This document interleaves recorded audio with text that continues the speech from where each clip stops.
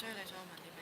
所以我想問下佢講嗰啲錯嗰隻單講跨嘢錯嗰陣，唔會講少人啊，最後尾嗰行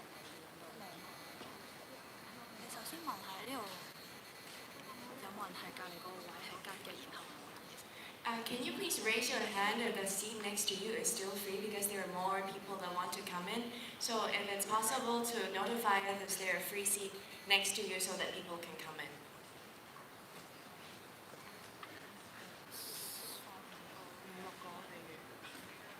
Thank you very much.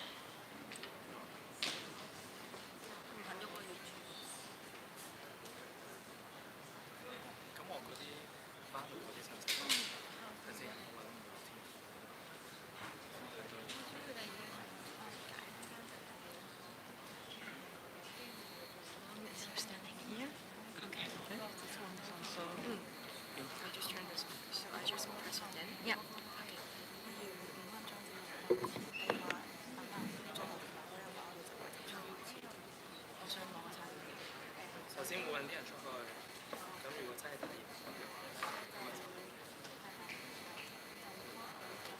但我係咁行過之後，我先講。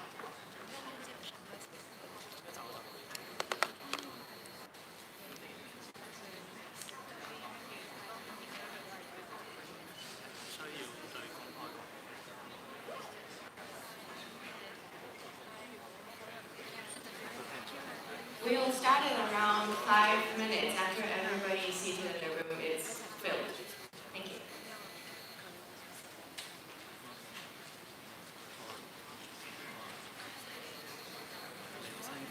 我要講，我講埋。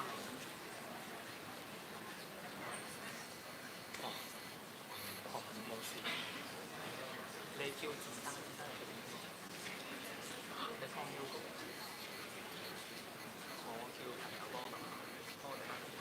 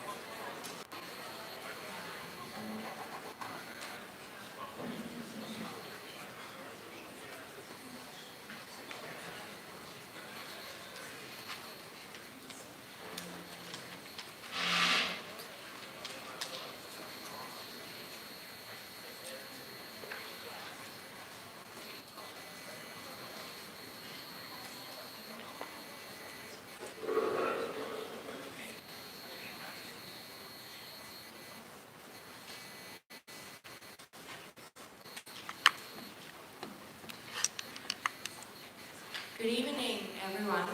Welcome to this event.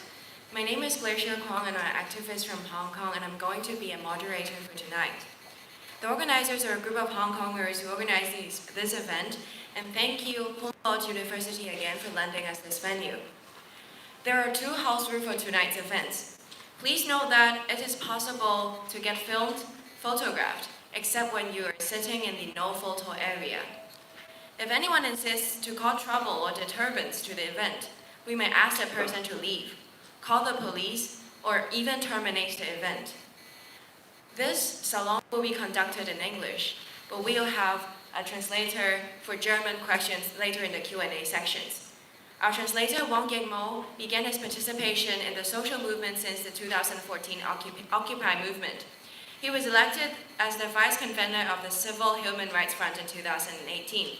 He also organized major demonstrations and assemblies in the anti-extradition movement in Hong Kong in 2019, including those with over 1 million, 2 million, and 1.7 million participants respectively. So I'll let Mo repeat the house rule and everything in German once again. Guten Abend. Also ich bin heute Dolmetscher, wenn nötig. Also die Veranstaltung heute wird von Germany Stands with Hong Kong organisiert. Und vielen Dank Humboldt-Universität für den Saal, dass wir heute den Saal benutzen können. Die Veranstaltung heute wird auf Englisch durchgeführt. Aber Fragen auf Deutsch sind auch sehr herzlich willkommen.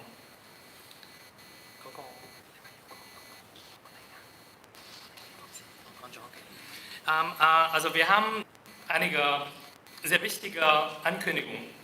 Also bitte achten Sie, dass Sie möglicherweise gefilmt oder fotografiert werden. Und da auch Pressevertreter anwesend sind. Falls es heftiger Konflikt gibt, werden wir Personen bitten, den Saal zu verlassen. Oder wenn es sehr heftiger Konflikt gibt, dann rufen wir die Polizei und die Veranstaltung sofort beenden.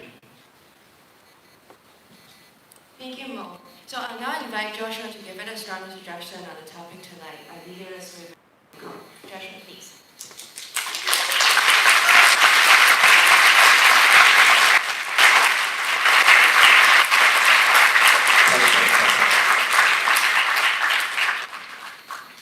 Thank you for the invitation from university and also Hong Kongers in Germany how to organize this event. You guys might aware how the summer of this content in the past 14 weeks already transformed it to be the years of this content to show the determination and passion of Hong Kong people with our calls on free election, stopping police brutality, and urge government to set up investigation commission. But before sharing how the year of this content will continue in the next few weeks, in the next few months, especially after the 1st of October, the China's National Day, I hope to have a brief review on what's going on in the past 5 years. Lawmakers were unseated, even they were democratically elected. Activists, including me, were locked up in prison, even we have just participated or organized peaceful demonstration. Book publishers were physically kidnapped from Hong Kong to mainland China. Foreign correspondents based at Hong Kong face political censorship and being expelled out from such a global city. In the past 5 years, we're strongly aware how one country, two systems have been eroded to be one country, one and a half system. But why it will result in the summer or even the year of this content, I think the most significant and important reason is we now confronting Emperor Xi instead of President Xi. 5 years ago, during the Umbrella Movement, it led the world to realize that Hong Kong people are not economic animals. Here is not only a financial city, here is a protest city. 5 years ago, with 200,000 of participants to join the demonstration, we show how Hong Kong people will keep on to fight for free election and universal suffrage. But with only 200,000 people, it's not enough. With 89 tear gas were fired by riot police, our movement has just continued for 79 days. On the end date of the umbrella movement, the mid of December of 2014, we promised that we will be back. 5 years later, with the crackdown of human rights and how Hongkong's is not only one country, one and a half system, it's the total collapse of the one country, two system, we come back with even stronger determination with 2 million people.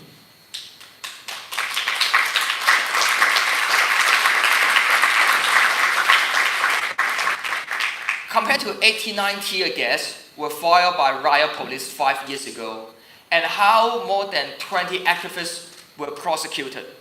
Now, 1,200 of them were arrested, the oldest one at the age of 63, the youngest one at the age of 12.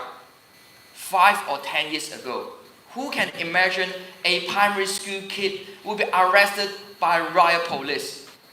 Youngster study in high school need to face the riot charges. Maximum jail sentence is 10 years to be locked up in prison. But I hope to let the world to know that how 2 million people on 16th of June, which means 3 months ago, took to the street, which is 1/4 of the population of Hong Kong. And it shows how Hong Kong people will not be threatened and being silenced by the hardline suppression of Emperor Xi. As the brief review of what's going on in the past 5 years, no matter how we hope to talk to the street, result in being jailed, or how we hope to enter the institution but being disqualified, our candidacy and unseated by the government, kicked out from the office directly. I think how our movement must continue is because now or never in this uphill battle. Of course, I'm strongly aware that compared to 5 years ago, being recognized as the leader of the umbrella movement, now we are engaging in such leaderless movement. I'm not the leader anymore. I'm just one of the facilitators, such as every one of you. We hope to engage in this leader, in this movement.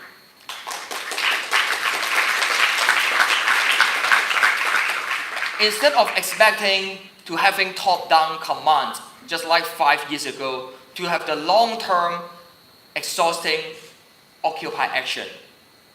In the summer or the year of discontent, with the creativity and passion of Hong Kong people, our movement continued for more than 79 days, and now it's the 92 days of our movement already. And I believe our protest will continue at least until 1st of October, the China's National Day. Because Hong Kong people are aware that now is the fight and continue until the day we have victory. Withdraw the bill is not the victory, even it's the symbolic achievement, but one day Hong Kong's people is still far away from genuine democracy. We must keep on our fight to let the world to know that Hong Kong people deserve democracy. And that's our movement continue.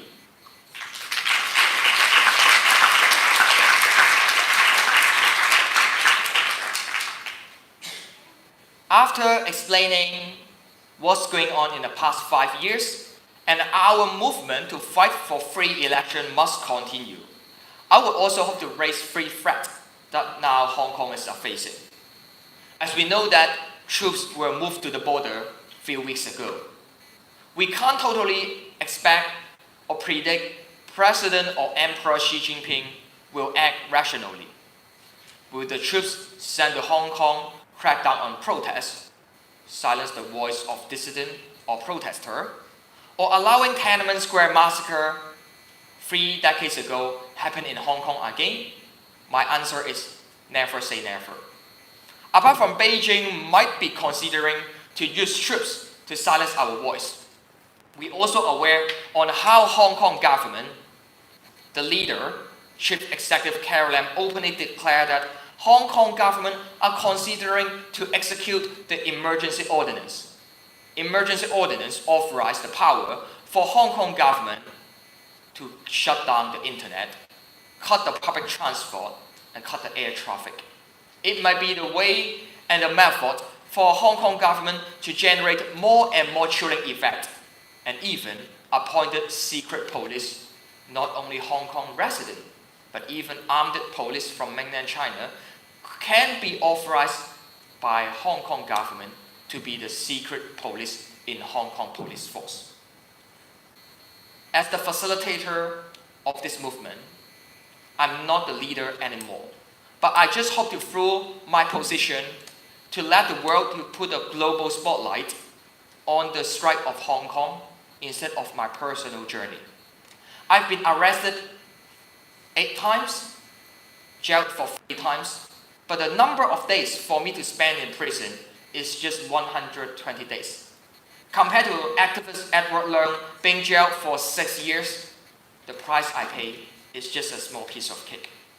That's why I hope to let the world, especially the Chancellor of Germany, to aware that now is the time to add human rights cause in the trade negotiation between European Union and China. We should let the world to know that human rights should not be override by business interests and trade deal. Human rights must be focused.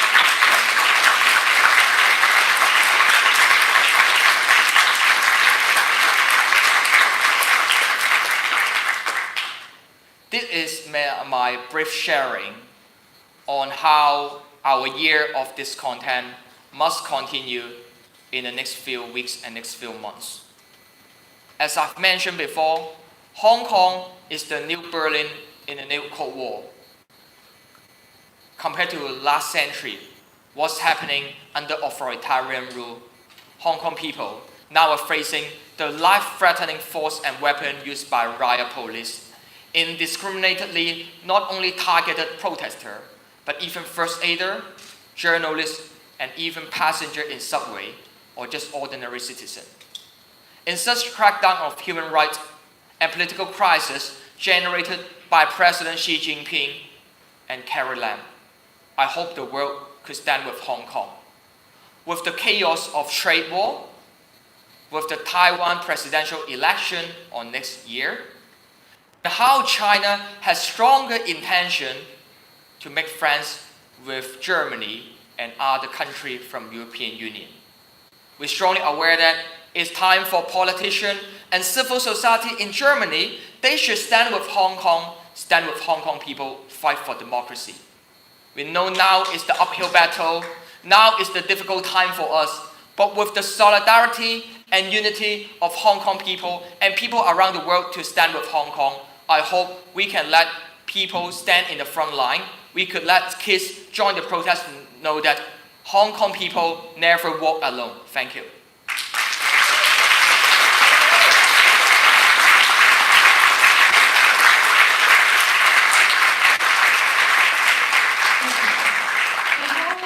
Before we go into the Q&A session, I would love to ask Joshua about how do you personally feel about the movement plays itself to be leaderless? There is no leader, no one that can control the crowd.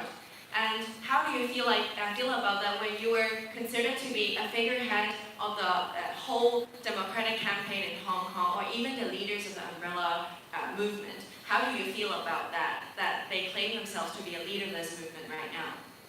Sometimes it seems to be a bit ironic to still being recognized by international media to be the leader of this leaderless movement.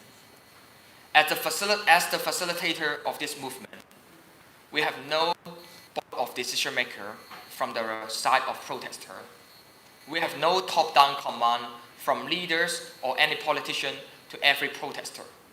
But with how we learn a lesson from the umbrella movement, we know that how to engage in this movement in a more balanced and equal way is better for us to engage together, and with this kind of participation, it can let our movement go even forward and go even further compared to 5 years ago during the umbrella movement. That's why I hope to let people around the world and also international media to know that I'm not the leader of the summer of discontent, but as the facilitator engaged in international advocacy, I hope to let the voice of Hong Kong people being heard in Berlin, being heard in Germany, and being heard in European countries, and even around the world. And that's my responsibility. Fighting. Instead of expecting our movement will fade out after Caroline announced to withdraw the bill, our movement will still continue with our calls on free election. That's my responsibility and my role to let the world know the strike of Hong Kong people. Yeah. Thank you very much, Joshua. Now we will begin the Q&A session, but to be clear, we would love to invite the audience to ask questions first before the press. The press can conduct interviews or ask questions of Joshua later after this event, but we wanted to keep this event as a sharing opportunity between the audience and Joshua. Is there any questions for Joshua from the floor?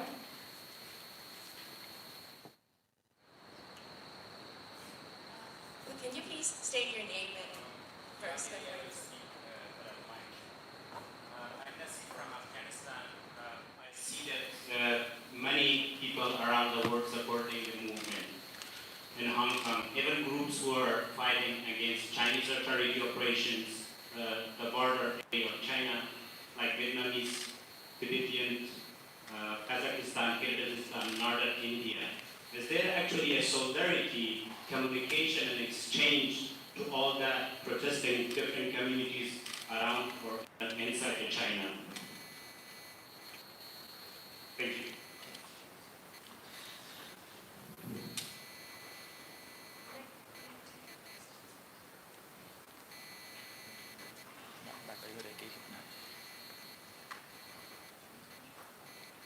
Okay. So I will answer this question first. How we strongly experience the uprising China model with the sharp power.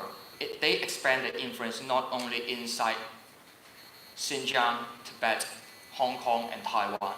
Beijing even expand its influence to Asia Pacific and European countries, no matter with a Huawei 5G technology issue discussion being widespread in Germany, or how the Belt and Road Initiative is just the tactics for Beijing to take advantage on those developing countries or in several European countries. So I think how to engage in countries around the world and international community with our solidarity, and it's time to let Beijing to learn a lesson. They should respect on the international rule. Hi, I'm Berliner Humboldt-Universität, and I know that you met 2 nights ago, I believe, with Foreign Minister Habermas, and today I think you met with several members of parliament of different parties. So my question is, what did you talk about with the Foreign Minister, and what did you talk about with the MPs today? What was their response? For you, was it satisfactory? Safeguard Hong Kong political and economic freedom is not only the responsibility of Hong Kong people, but world leaders absolutely will have a say on it. A few weeks ago, after the G7 summit, we are aware on how world leaders issued a joint statement, recognized the existence and importance of Sino-British Joint Declaration that guarantee Hong Kong people enjoy high degree of autonomy after the transfer of sovereignty, and that's the international treaty registered in the United Nations. And I hope to let the world leaders who are aware that we will keep on our fight. And refer to your question, what I have been discussed with the foreign minister and several MPs from different political parties. I emphasize on the threat of the emergency ordinance, because once Hong Kong government decide to execute the emergency ordinance to shut down the internet or to block the free flow of information, is not only result in a crackdown or the erosion of Hong Kong, but also world economy. When we recognize Hong Kong as the Asian financial center in such global city facing such uncertainty, I just remind the foreign minister. I hope he can send a clear message to President Xi Jinping. Political crisis must solve by political system reform. Sending troops or executing emergency law, similar as the martial law, must not be the way out. When I discuss with several MPs, I also emphasize the importance to stop to export any kind of weapon to Hong Kong riot police. Germany government should not be the supporters of police brutality in Hong Kong.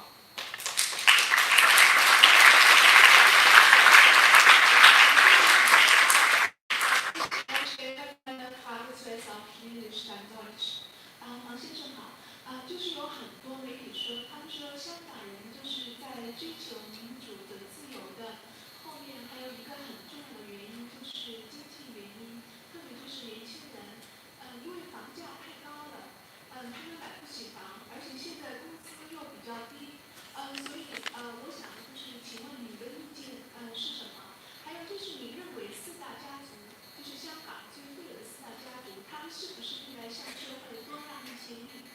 或者是减少一些垄断，还有就是昨天李嘉诚先生说，他说我们的社会应该对年轻人宽容，年轻的示威者，可是呢，年轻的示威者也应该就是多理解政府的难处。请问您怎么看Part of the reason for young generation took to the street. I'll first translate the question first. The lady's question is whether Joshua considers the economic burden that youngsters have in Hong Kong because it's very hard for us to afford houses, real estates in Hong Kong. It's part of the reason why we fight for democracy. And another question is that she asked Joshua about does he believe that the fourth biggest tycoons in Hong Kong should play a role in all these movements. And the last question is whether Joshua thinks that youngsters should be more understanding towards the government. Yes, Joshua, please. Part of the reason for young generation took to the street absolutely related to lack of upward mobility and how the uneven income distribution just trigger more and more discontent to the government. But in this movement, I think it's more related to how Hong Kong people hope to determine our own destiny, hope to determine our own way of living. In this movement, we have more than 2 million people took to the street. Just remember, Hong Kong might be the global city with the lowest birth rate. So we have cross-generation support. From youngster to elderly, from millennials to baby boomers, from lower class to upper class tycoons, all we stand with solidarity and unity to urge government give us back the right to have freedom and democracy, and it's a must to stop police brutality. According to the survey conducted by Chinese University, more than 80% of Hong Kong people urge government to set up independent investigation on police brutality led by retired judges. In Hong Kong, in the past few decades or even since last century till now, never we will have such political demand or request to the government get the majority consensus of more than 80% supporting rate. So which means that now it's not only young generation stand on the front line, and that's our assumption and memory recall 5 years ago during the umbrella movement. From 200,000 people to 2 million people joined our strike, which just show that no matter youngster and elderly, all we stand as one with our determination to fight for a better future.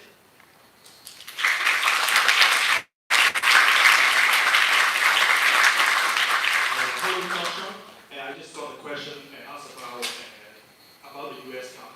So recently, the United States Congress have published a law which is called Hong Kong Human Rights and Democratic Acts, which will punish some of the Chinese or Hong Kong government officials in different ways. And some of the politicians mentioned about there is some of the chance which is will lead Hong Kong to have a universal suffrage on 2020. So how you see the incident and how you see the law which is at Hong Kong? Thank you very much. The first time for me travel to Washington DC to the Capitol Hill was in 2015, the trip that I followed Martin Lee to meet with several congressmen and senators. In 2016, I've already advocated on it's a must for US Congress to pass the Hong Kong Human Rights and Democracy Act to show their support to Hong Kong's democratization, and also it could authorize US President to freeze the asset or deny entry of any government official abuse of power and suppress on Hong Kong people freedom. Of course, frankly speaking, I don't expect that this bill will immediately pass tomorrow or 2 days later. But I think now is the time we seek for bipartisan consensus. Bipartisan consensus is not only related or included in US or Germany, but also around the world. Of course, I know in countries around the world, people might have different criticism, hesitation, or insight towards politicians, especially the current administration in several countries. But I think how U.S. might pass the Hong Kong Human Rights and Democracy Act before or after the China's National Day, it will be a good move to show that if Hong Kong government officials continually suppress on Hong Kong people freedom, they need to face the international pressure and pay the price at global level. Thank you.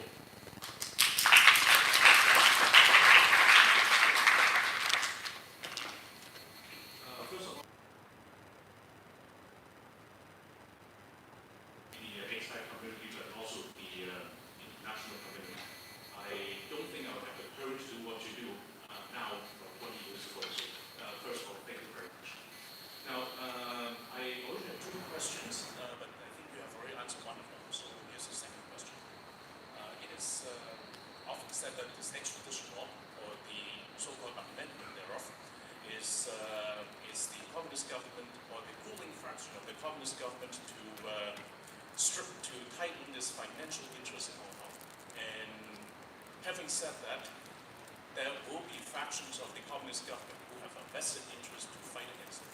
Now, when you ask for the international community for additional support, how do you make sure that we not only support the cause for Hong Kong people and also people looking for freedom and democracy, but also prevent ourselves from inadvertently supporting the factions of the communist government against this extradition treaty for their own purposes, who are no less democratic, no less totalitarian, no less cruel than the ruling fraction? I think compared to 5 years ago, business community stand on the government side against the umbrella movement. It's really significant for how business leaders stand on the side of protester.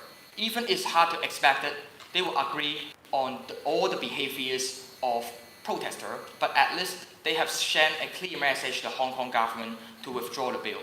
And I think refer to your question or certain discussion, I strongly aware that how economic freedom or certain question is the critical point that people really show their concern on.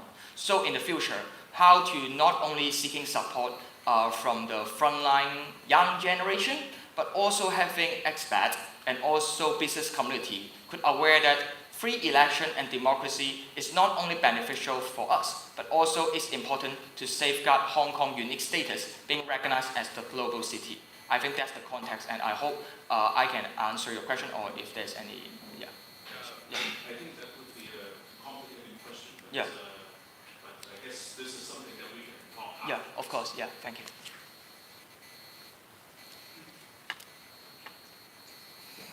Thank you. My name is Wang. I'm a Chinese Berliner. I've been living in Germany for 30 years. So my question is, I've just heard about your goals and points, and thank you for telling us.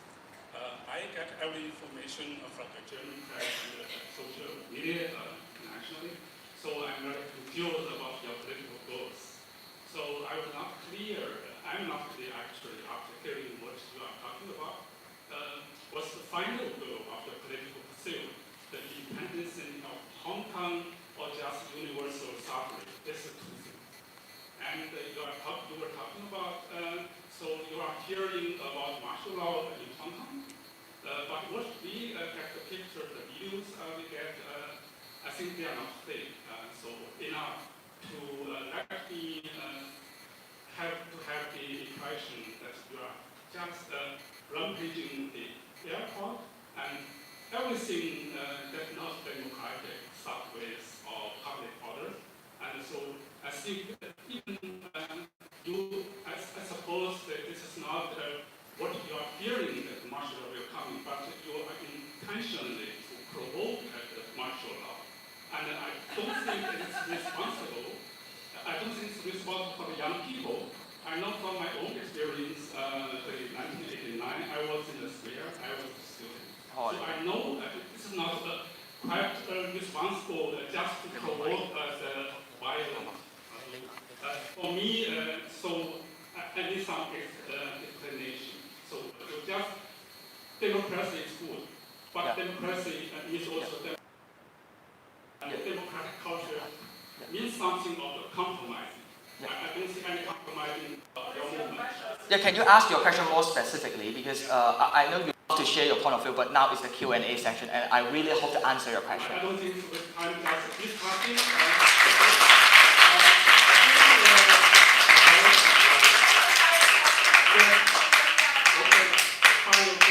If you want, Oh, yeah, final goal. This is the first question. Independent Hong Kong, yes or no? I just want to Okay. yes or no. Okay. Okay, so this is the only question. Okay, yeah, better. Next time, ask more specifically. You still have next time. Okay. For the summer of this content, since the early of June, we have 5 major demands. We urge government completely withdraw the bill, stop political arrest and prosecution, not to define our protests as riots, set up investigation commission on police brutality, and the final goal is to have free election. Free election means that we hope to elect our own government. The chief executive of Hong Kong should not be handpicked by Beijing. Even Hong Kong is under the rule of Beijing, but Hong Kong people deserve the right to vote and to elect the CEO of Hong Kong. So, if you ask what is the demand of this movement, the demand and ultimate goal for our movement since the early June is to have free election. Thank you.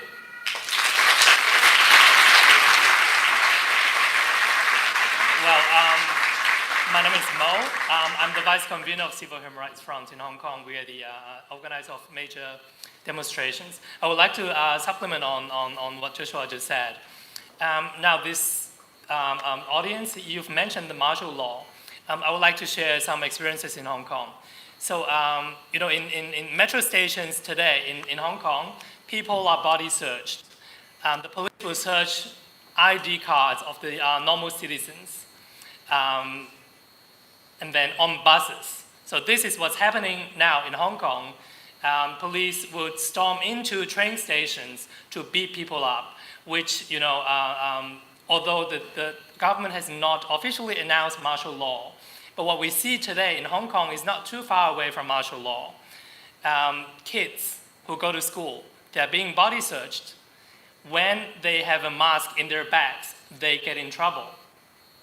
So now, you've also mentioned in the airport, the vandalism or like the so-called violence, and some vandalism in MTR stations.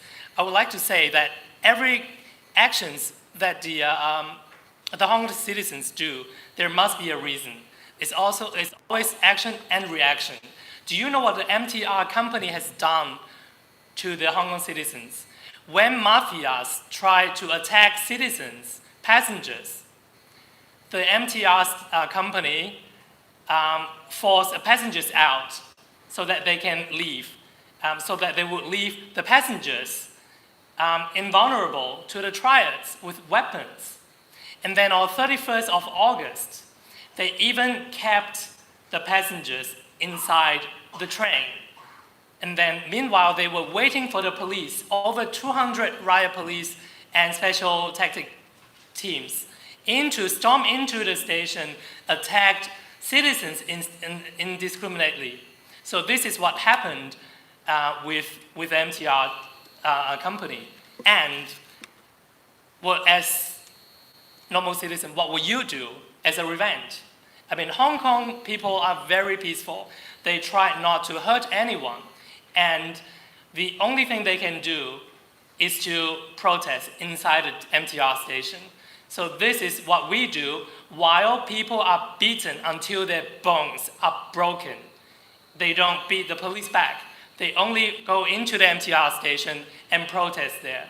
So when you call the young protesters as violent, I would like you to reconsider your statement and please compare the degree of violence by the police and the youngsters. I would say 99% or even above this is from the state.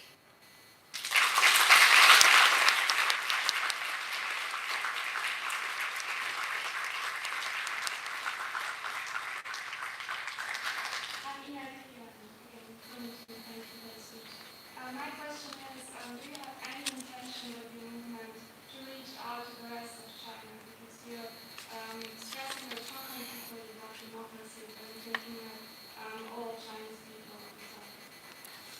5 years ago during the Umbrella Movement, Hong Kong people has kind of strong intention keep distance with mainlanders live in mainland China. But especially as I mentioned how we learn a lesson in the Umbrella Movement. Now during the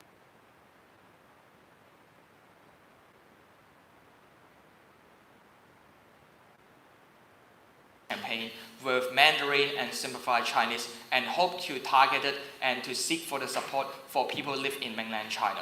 However, the most difficult thing is with the Great Firewall and the information censorship. It's hard for people who live in mainland China know what's meant by universal value and the truth. But we all know that under the rule of Beijing, we hope finally first is Hong Kong and next is mainland China. No matter Hong Kong and mainland China, both places should be the place that finally people can enjoy freedom and democracy. I just remember when you asked how can we react with the Great Firewall. I admit that in the short run, we can't suddenly pull down or to just successfully let whole of the Great Firewall of the internet collapse. But just like how 3 decades ago, who can imagine finally the Berlin Wall will fall? So I hope one day the Great Firewall of China will fall also. Thank you.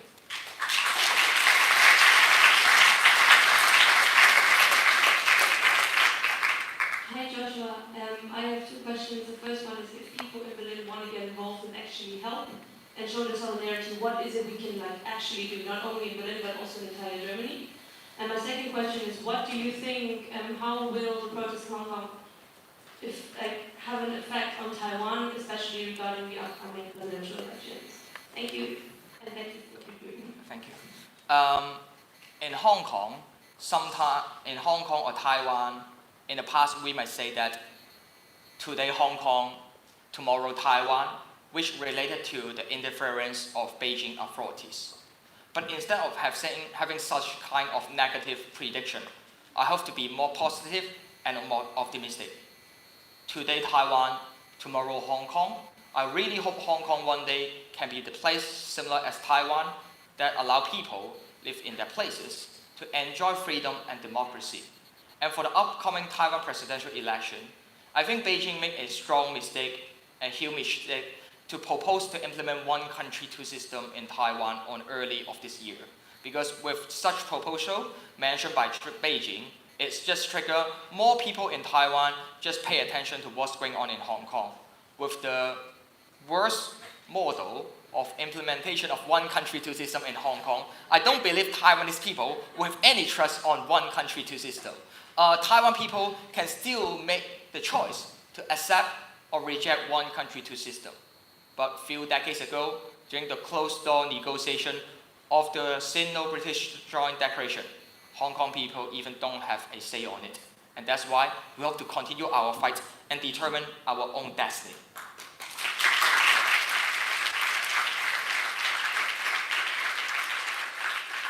Refer to the question of how people live in Berlin or live in Germany that can support and stand with Hong Kong.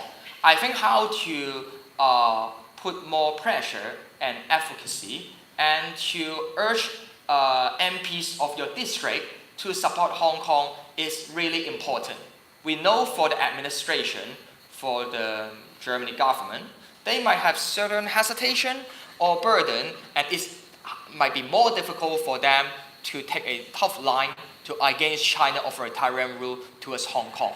But I hope in the parliament they will have more and more politicians. They can support Hong Kong people that stand in the front line to against the crackdown of human rights. And apart from some of my sharing, I think Mo, who in the previous day worked in the Germany consulate of Hong Kong, can also share some of the insight. Yeah. Right. Today I'm wearing this T-shirt.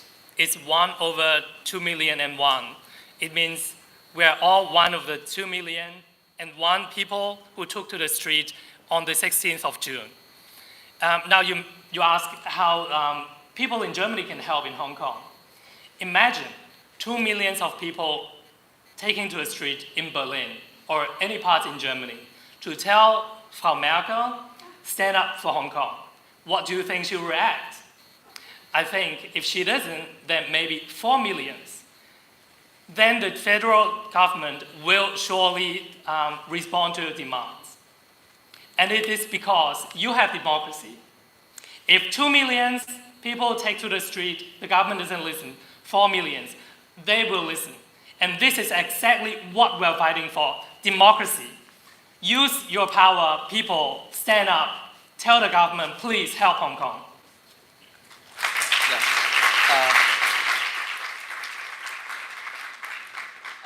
One point I would like to add is before the weekend before 1st of October, the Chinese National Day, I know country or city around the world might have certain assembly or demonstration to support Hong Kong's democratization. Just like not only in Hong Kong but also in Taiwan. And if there's any assembly or protest in Berlin or Germany to support Hong Kong, I really encourage all of you guys to join it on 28th or 29th of September. Yeah.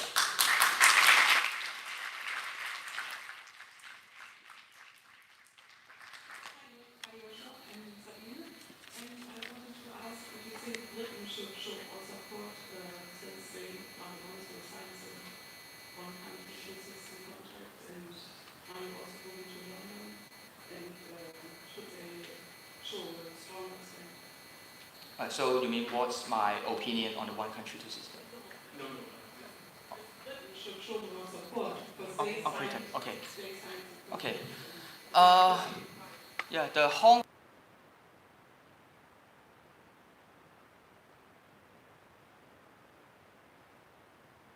from UK and China to participate.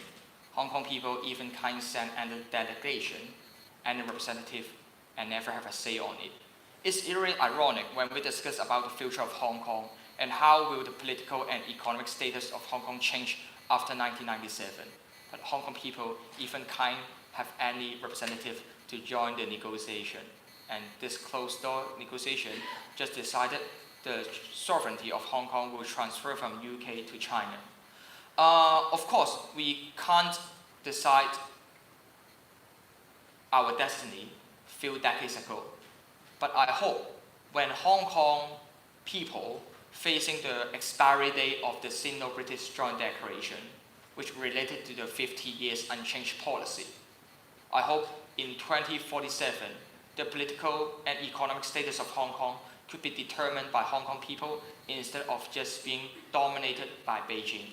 And I hope, and also I'm aware, even UK government now is suffering in the chaos of the Brexit arrangement or etc. And it's just resulting they have less incentive to support Hong Kong's democratization. But just like how UK government stopped the crowd control export to Hong Kong government, they stopped to export riot police weapon to Hong Kong since late of June to be the first country make such an announcement. And later on, how on late of July, European Parliament just passed the resolution to urge European country not to export those weapons to Hong Kong. I think UK government, they take a more active role because they signed on the Sino-British Joint Declaration and Beijing claimed that the Joint Declaration is invalid and they should not keep silence because Beijing do not respect on the international treaty. They should need to pay the price. Thank you.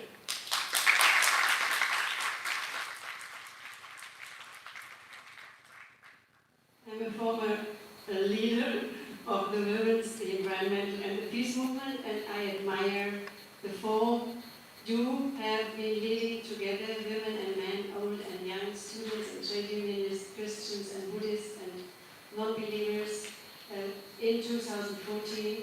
But I had the first experience of cooperation with Hong Kong democracy people in 1989 when I had all the night in my office interchange with students of Hong Kong who sent me the information about the massacre on Tiananmen.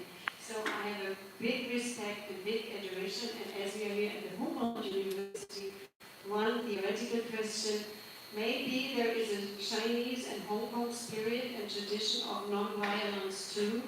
Many people speak of Gandhi, they know about Gandhi, but I have the impression, even with the Tiananmen people, how they worked, how they have had the songs. They had the song "We Shall Overcome" from Martin Luther King in '89.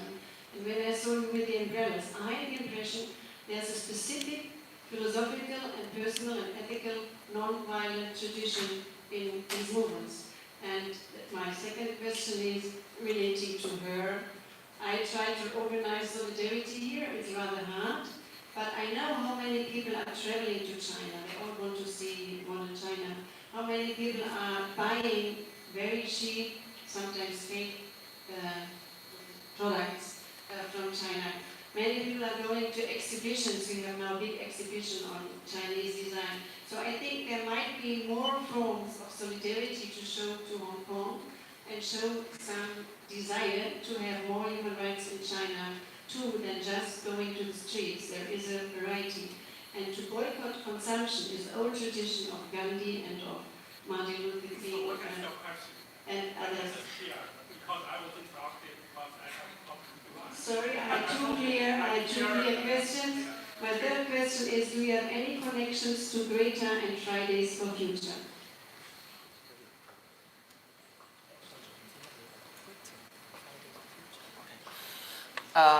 So we strongly hope to show the solidarity of Hong Kong movement and to put in touch with different campaigns, no matter Friday for Future or how we're strongly aware on those strike and protests against the climate change. And I hope to emphasize more on what's going on and how we could hope to put influence on China. Of course, it would be a good trend, first Hong Kong and next mainland China. But now Hong Kong people entering mainland China face far more risk than we imagined 5 years ago. Now Hong Kong high school teachers are considering should they cancel the student tour that enter mainland China because it may just put risk on them. At the same time, several Hong Kong ordinary citizens that has joined the protest result in being detained inside mainland China and just put their life in risk. So I think how the tactics of Beijing authority changed from 5 years ago till now, we really need to, with the try and error, and to learn and to overcome it. And I just hope people could realize that now the dynamics is totally different with 5 years ago. But with our creativity and with our courage, I just hope we can overcome those difficulties. And when Hong Kong government is still using the tactics 5 years ago to handle the protests, at least we done far more better than them. Thank you.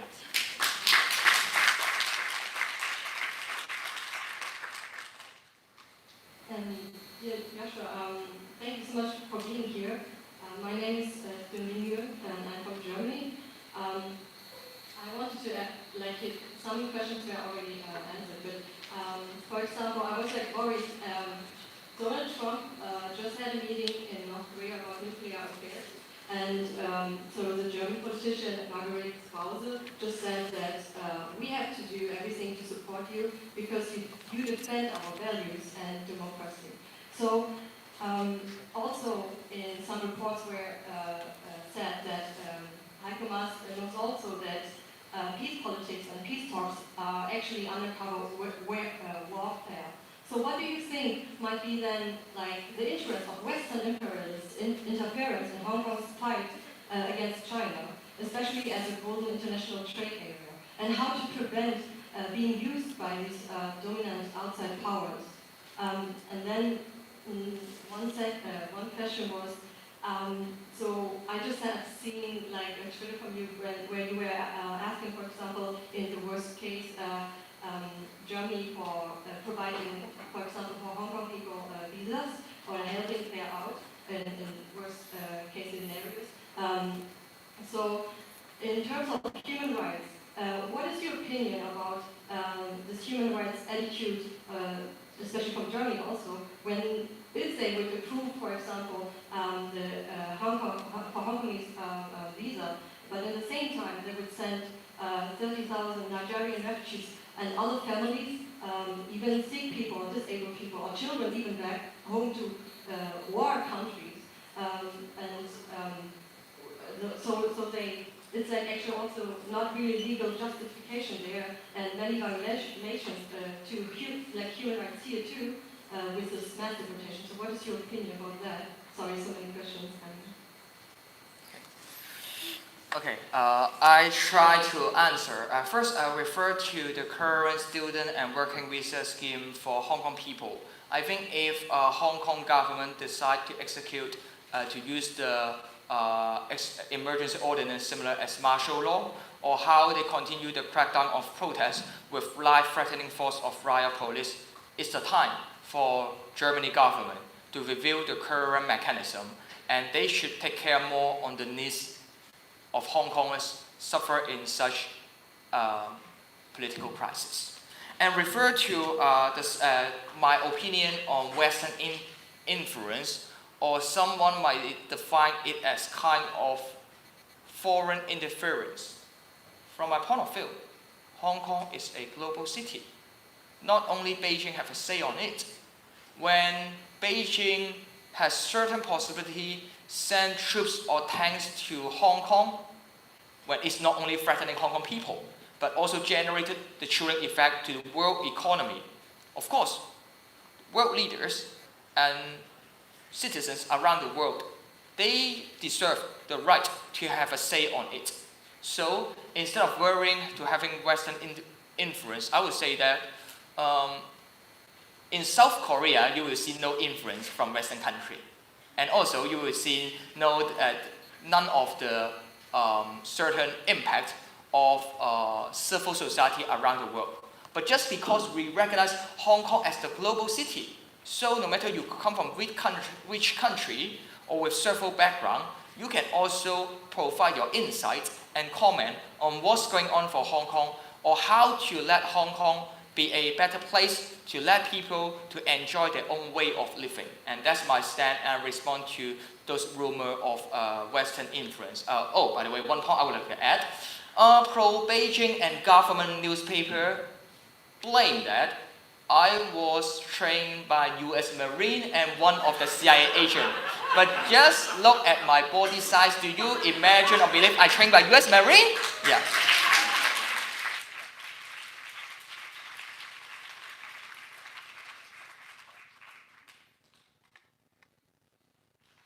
Hello Joshua, welcome in Berlin. I have a more personal question for you. You served as a role model for a whole generation in college. What is your inspiration? Where do you take your political, moral, ethical views? Ethics? Thank you.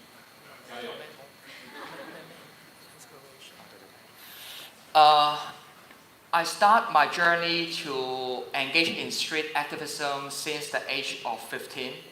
I guess people might be really curious why a high school kid will start the journey at the age of 15. It's because in 2011, Hong Kong and Beijing government announced to introduce the patriotic education school curriculum in primary school and high school. You guys might wonder, it's not surprising to have patriotic education around the world. But this kind of school curriculum in Hong Kong is not only encouraging people love the country, but even loyal to the regime of one-party dictatorship.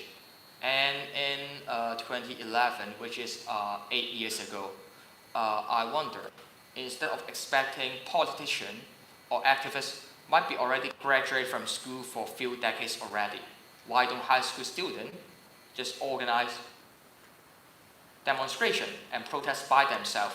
And that's my starting point.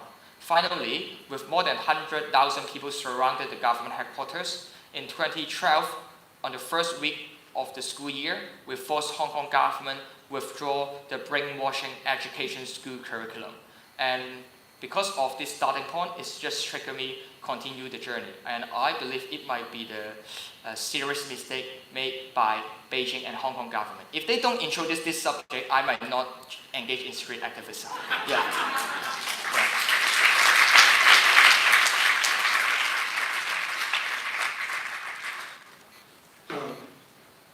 Freedom and democracy are aspiration for all of us. Therefore, the opinion of minority should be tolerated and respected. Fighting for democracy and freedom is one thing. It's easy to convince the people around the world to support the movement in Hong Kong. But if you are talking about the new Berlin or the new Cold War, you are actually talking about the geopolitics between the great powers. I'm not sure if you understand geopolitics. Even the US is not seeing a Cold War against China. It's very likely that the 7 million Hong Kong people will become the victims of the power politics. In Europe, Ukraine is one typical example. When Russia annexed Crimea, the West can do nothing. Geopolitics is a dangerous game. Do you think that it's a responsible way to say that this is a Cold War?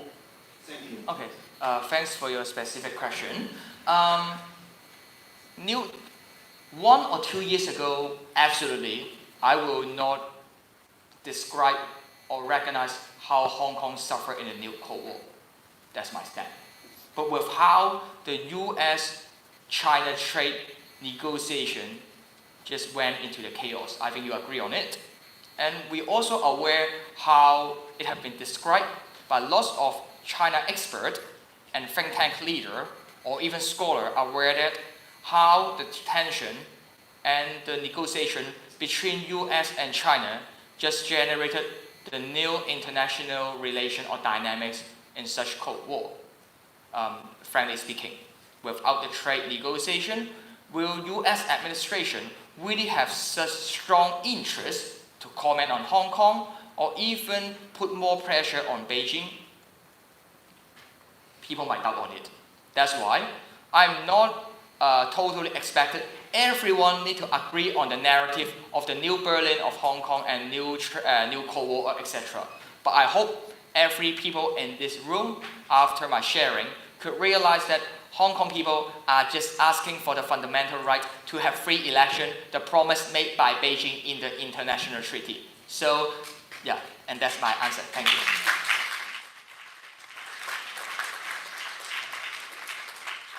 Hello, Joshua. I'm from Australia. Firstly, I want to thank you for your visit, and I think what you're doing in Hong Kong is really important, not just for Hong Kong, but for the international community, whether we support democracy and human rights for the international community. My question is specifically about the people who are detained in Hong Kong. 3 years ago, I had a chance to meet with Edward Leon, who we all know is in prison for 6 years since. I wanted to ask if you know how he's doing. And also, we've seen some videos. There was an elderly man in the hospital who was tortured by police. And also recently, there's a detention center that some Democratic lawmakers are not able to visit, I think. So I just wanted to if you could tell us something about the detention conditions in Hong Kong, whether they're open and what's happening to the people who are inside. Last Saturday, I visited Edward in prison and have a brief chat with him. In prison, without access to digital device and internet, how keep distance for political prisoner out from the society. But at least he's still aware of what's going on the Hong Kong protests. And for the situation of the detention cell, I was arrested last Sunday when I tried to take the flight to depart Hong Kong. I would say that if for Hong Kong riot police, when they need to handle arrested person with political background or certain popularity, just like me, they will be more careful.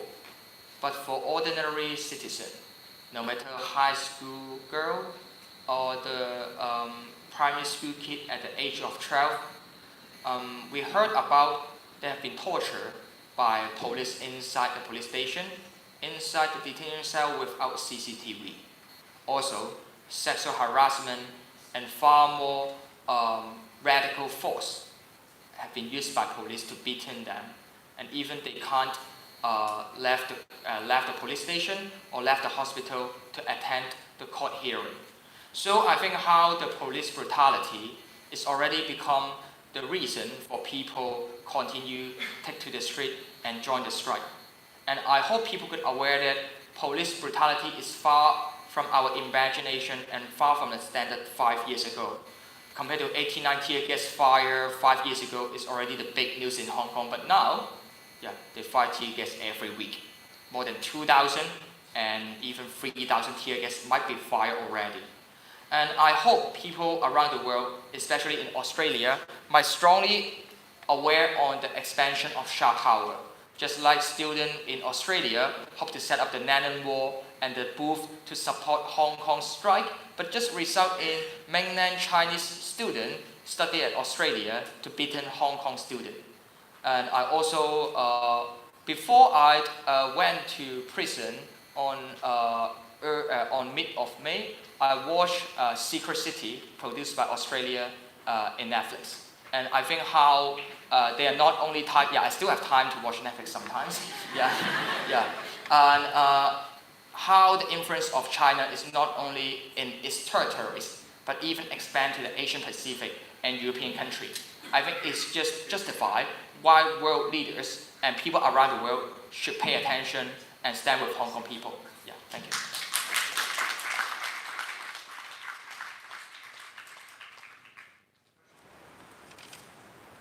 Hi Joshua, thanks for your talk and thanks for your hard work. I'm a PhD student working on social movements in Hong Kong, so I hope my question is not too specific. You mentioned that there's a difference between being a facilitator and a leader in social movement. I was wondering if you could tell us more. And also I was wondering if you see any downsides in the leader business. What do you think are the advantages and disadvantages? Thank you. Right, may I have the chance to answer this question before Joshua? Since I'm the organizer of major demonstrations in Hong Kong, well, we are very honored to have called out 2 million of people, but then we also know very well this movement is about leaderless movement, while people simply communicating with themselves on the internet, for example, in Telegram groups, and then how this will work out is, when there are opinions, people just follow. And if somebody says something that makes sense, people would simply follow. It doesn't really matter if you're Joshua Wong, if you're Angela Merkel, or you are nobody. So this is how things works out. And in terms of how we can facilitate, as I'm also a member of Demosisto, like Joshua Wong, our members and other groups, they've been trying to get contact with students, youngsters, while they try to organize demonstrations or assemblies, for example. Then we can share our experiences. We can share with them with our resources, for example, microphones, all these hardware facilities. And at the very beginning of this movement, I would say in June, when people took the streets, even without the organization of demonstration by us, because we are normally the organizers, and we saw a danger because they are inexperienced, and people took to the streets out of anger, out of discontent, and they couldn't make their demands very clear. And what we've seen from the screens is, people shouting, people surrounding the police headquarters, so that one of our role is to try, at that time being, is to try to put everything back on track, to have press conference, to make our demands clear, so that these people, these young people, they have time to learn, to not just have a very loose organization. So we have helped them, and hopefully in the future they won't be needing us anymore, because in Hong Kong we have democracy.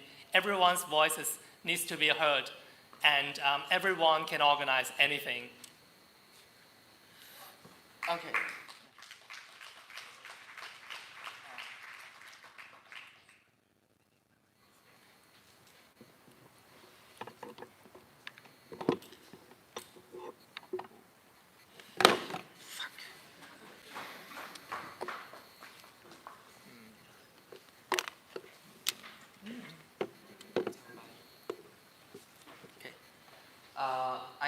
hard to, or a bit difficult to understand the mechanism of Hong Kong protests in the past 3 months because we can't find any reference or example around the world who have this kind of mechanism. In the past, or social movement around the world, most of the time we have the board of decision maker at the protester side. But in Hong Kong, we have more than hundreds facilitators, will be the coordinator or facilitators of this movement. But none of the main, maybe 10 or 20 social movement leaders will decide the next step of this movement. How Hong Kong people, through Telegram, the messaging application, or LIHKG online forum, similar as the Reddit online forum, to execute the trial and error, or even with the incentive of pushing forward deliberative democracy. I think it's really a good step. It is still hard for you guys to understand what's going on and compared to 5 years ago. I would say that 5 years ago during Umbrella movement is similar as the encyclopedia, which means you will have a group of editor to edit and engage in it, and other people after receiving it, and will just be more passively to read it, and that's all. But for the some of this content in the past 3 months is more similar as the Wikipedia, which means that after the movement ends, after the protest ends, you still don't know who is behind the protest to coordinate or facilitate it. But when everyone engaged in the movement, you don't need to spot out any single individual leader to lead the movement. So I think encyclopedia of the umbrella movement, or how Wikipedia mechanism, or the way to perform or conduct it, in the sum of this content, I think it can be the example on it. And I think the most remarkable thing is 5 years ago during umbrella movement, people lining up and asked me the question, Joshua, what's next? What's the next step? What should we do? But now, when everyone engaged in this movement, no one will ask me such question anymore, because everyone have the self-initiative to engage in this movement spontaneously. Thank you.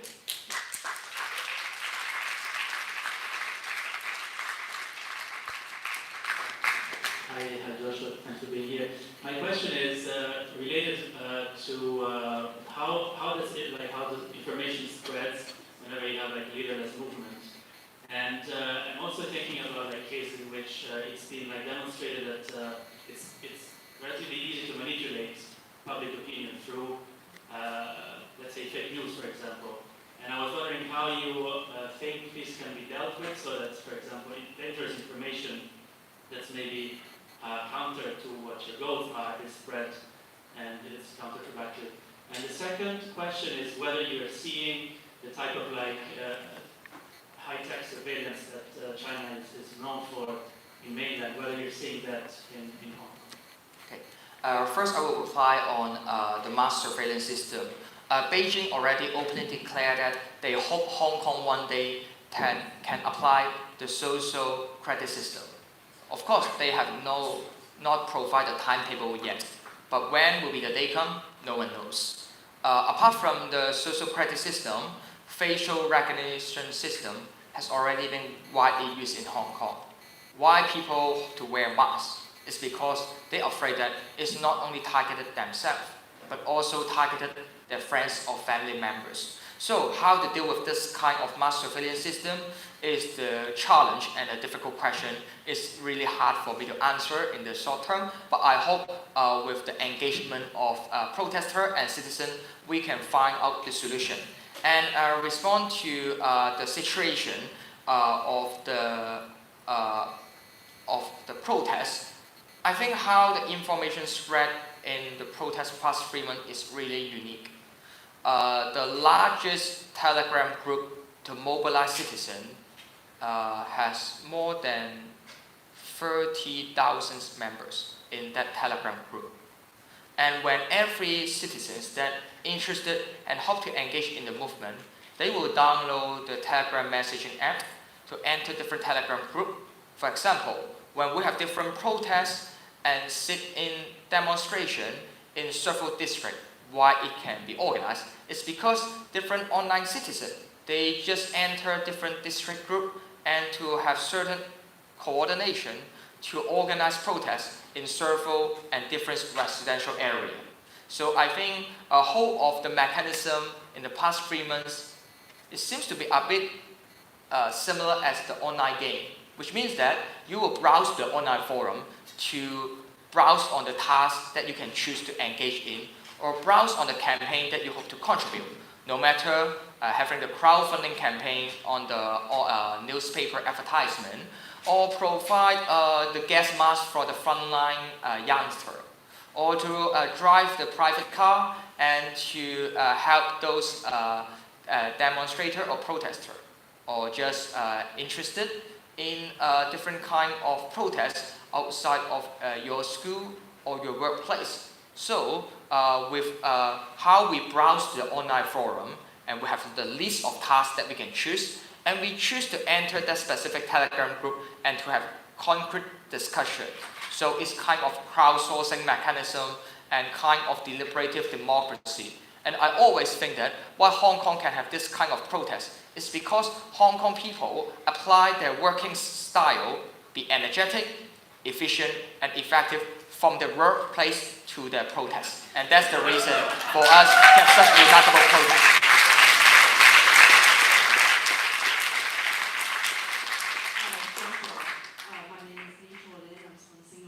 So watching for the past 3 months from thousands of kilometers away, one is constantly amazed by how creative and really touched by the solidarity of the Hong Kong people. But one is also constantly shocked by the level of violence that's inflicted on innocent citizens, on people who are unarmed. But because the protest movement is so creative, you must have started to do a reverse propaganda, reverse conversion of some of your police people, because they are ultimately Hong Kong men. And from what I have read, the people, the black masked and heavily armored police are from a militarized regime under a strongman government. I just want to know whether the protest movement has infiltrated your own police force to convert them to your side of the game. It's a good question, and I really have to share on it. The chairman of Demosisto, the parents of chairman of Demosisto, in fact, is police. Yeah, and we have heard about the tension between the families, but I think it's the first time for family members of police have organized assembly last month to urge Hong Kong government to be accountable and responsible for the political crisis. Yeah, and last Sunday, when I was arrested by police and detained inside the police station, those police just asked me, Joshua, what's going on? And they even asked me why we, which means police, need to take to the street every weekend. It's really exhausting and tired. And that's what they told me. Of course, I think in their heart, they may enjoy to beating people, use tear gas or rubber bullets. They might be really enjoy it on June or July or in August, but I think till September, they finally find some of the ironic situation is where is President Xi and where is Carrie Lam? The whole dynamics is how Hong Kong government and Beijing just stay behind of riot police. When riot police stand on the front line, hope to stop the protest, government official just stay in the meeting room with air condition and do nothing, and refuse to solve the political crisis by political system reform. So I think how family members of police has the idea to organize assembly and put pressure of the chief of police force is really remarkable. And how some of the police resign and even already declare they will run for office on the upcoming district council election to support democracy is always show that how even inside Hong Kong police force, there has much more conflict. And we have solidarity, but they don't. Yeah, thank you.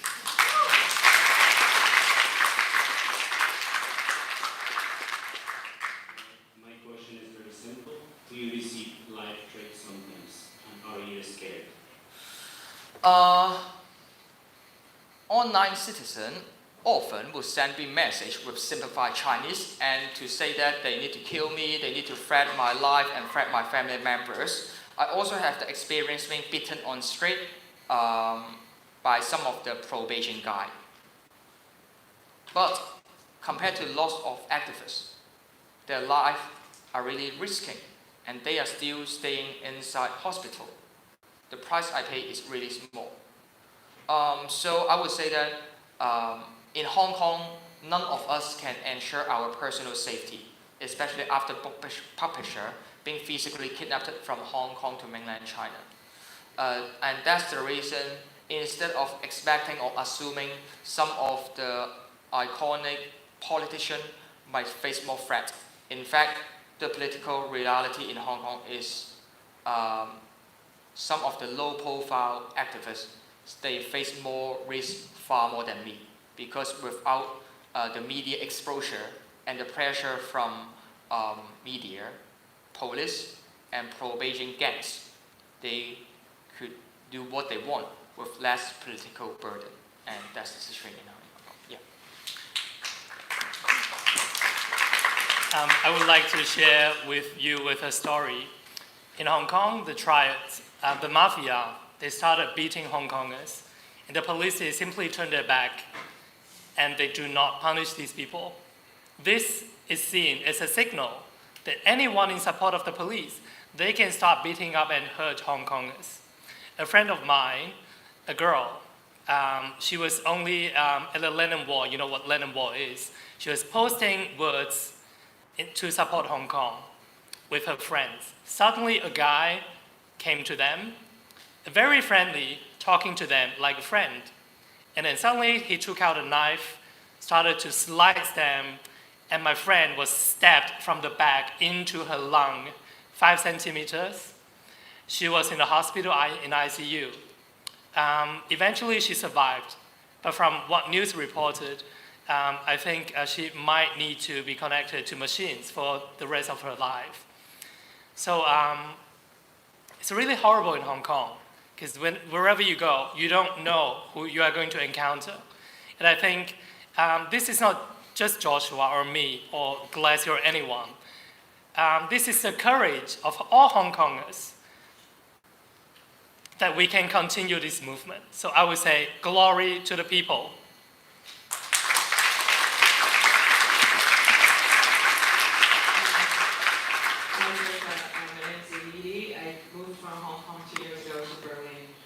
Very sad that I can't be in Hong Kong as raised now, but I guess my question is about, so glory to people you just said.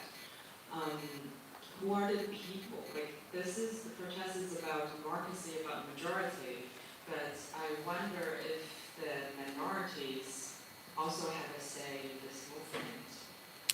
For example, that domestic helpers, we all know that they live in a subhuman condition in Hong Kong. It has been an issue for a long time that has been ignored by the society. And we also saw that at the beginning of this movement that the pro-establishment parties have manipulated certain protests to basically protest against the minorities living in Shantou. So my question is, do you think it has been a consideration, if we talk about human rights, that these minorities in Hong Kong or refugees seeking asylum in Hong Kong, should their demands be considered apart from the 5 demands? Okay. Refer to your question.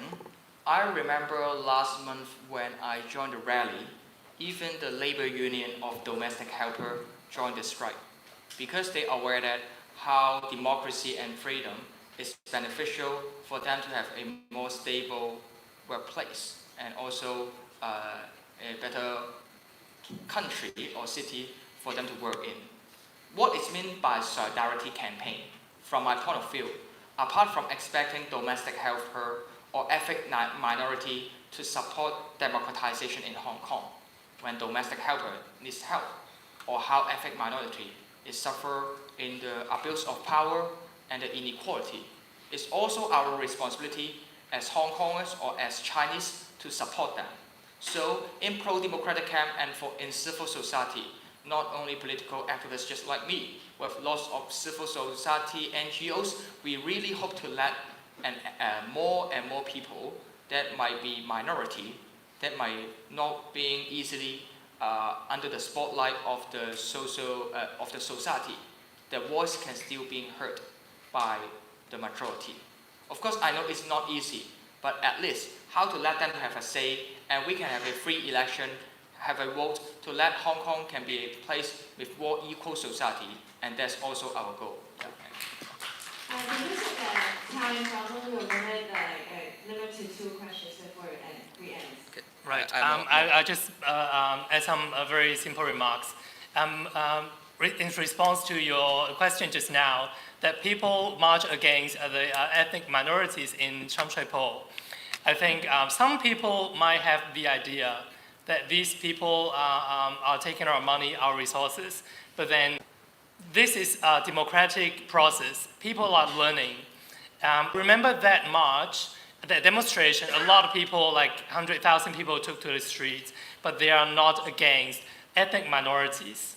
Of course, some people might have posted something against ethnic minorities, but I think Hong Kong people, we are really lovely, because the majority, we try to ignore these appeals, and we simply grab their hands, because they are our friends, ethnic minorities, Pakistanis, Indians, they are Hong Kongers. And from to now, I only see solidarity. I don't think any Hong Kongers, they will still take to the street to say no to ethnic minorities.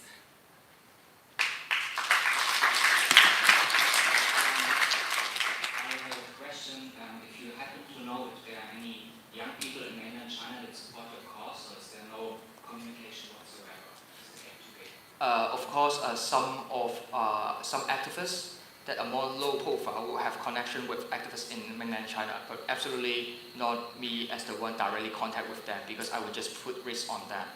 Some activists in mainland China show their support to our cause on anti-extradition bill, but it's just result in they being arrested and detained. But at least it's just proof that oppositional voice is not only come from Hong Kong, but also from mainland China.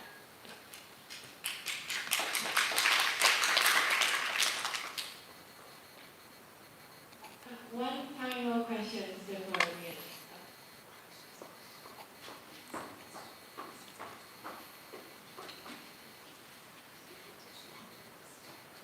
Hello, wonderful. I have a simple question. I'm a doctor, and I could save life, and I'm proud of it. And my question is, what skills do you have to contribute to this society, to this world, except giving talk everywhere and organizing activities that make people hurt and get them to the hospital? And what you are asking, sorry? Before you answer this question, I want to give you two sentences. The first is chair most host. No. Why no? Sorry, can you repeat your last line? We didn't really love get to it. answer your question, but can you repeat your last line? Before you answer my question, I want to give you two sentences. The first is 蚂蚁圆环夸大国祈福汉树谈合议. The second sentence is 一国两制持续50年不变. Okay, That's and great. you can answer my question. That's great. Yeah, and now it's one country, 1.5 system already. Sorry.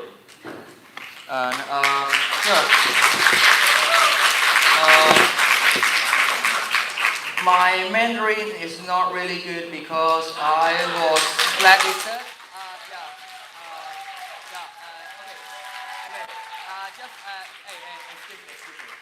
Just make it clear. Know how to speak Mandarin or learning Mandarin is not a problem. In fact, even in Taiwan, we still are not speaking Cantonese. But what I mean is, of course, I am not really familiar with Mandarin because I was blacklisted to enter mainland China already. So I can learn and to be more fluent in Mandarin. Sorry for it. And refer to your question about or your insights of one country, two system should remain unchanged for 50 years. That's also my hope. But now, already eroded to be one country, 1.5 system. So now is the time for we, no matter you and I, now is the time for us to stand with Hong Kong to fight for the genuine autonomy. Yeah, thank you for your support.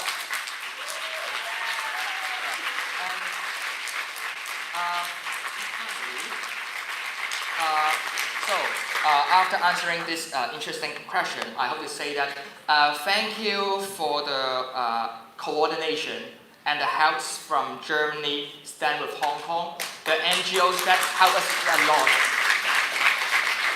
In the past 3 months, I know lots of Hong Kongers, especially just like Germany, Stand with Hong Kong, they organize rally, petition, online, and media campaign, and hope to grab more people live in Germany, live in Berlin, to stand with Hong Kong. And I hope in the future, especially on 28th or 29th of September, all of you guys in this lecture room can join the rally to stand with Hong Kong people. We never walk alone. Thank you. I'm sorry, I really don't want to take this time, but as you said, you're a medical doctor. I would like to remind you that in Hong Kong, the injured people, protesters, or just citizens, they don't dare to go to hospitals because police will hunt them down. They will go to hospital and arrest any people hurt in specific areas. And some medical personnel, maybe like yourself, might even call the police to arrest the protesters. What we are doing is to fight for freedom. And there are so many doctors working underground for these people who don't dare to go to hospitals. And these doctors in Hong Kong, they're overloaded. They're calling for help. So you as a medical doctor, maybe first thing that you can learn is to determine what is right and what is wrong. Because beating people up is incorrect. Second thing is you might learn from your fellow doctors and to help people instead of criticizing freedom. Thank you.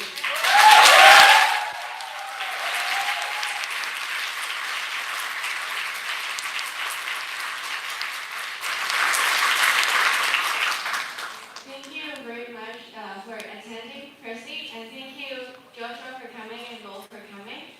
And we would love to acknowledge once more our organizer, Germany Stands with Hong Kong. Thank you for their contribution for the past 3 months in petitions, organizing rallies, and in many other ways pushing for attention in Germany for Hong Kong situation. And they are facing pressure from various kinds of authorities, so please show our support to them. And later, there will, in the 9th of June, there were assemblies gathered in Berlin in support of Hong Kong civil movement. And we have a humble wish that there will be some other events coming up. So if you're interested in supporting them in Hong Kong, you can take a look at the leaflet or come to the counter to register for the newsletter they have got they provide for every one of you. And I would love to ask for all of your support towards Hong Kong. And there will be, for sure, demonstration and assemblies in Berlin before the 1st of October, before the National Day of China. So please show your support to Hong Kongers and let us get together in solidarity.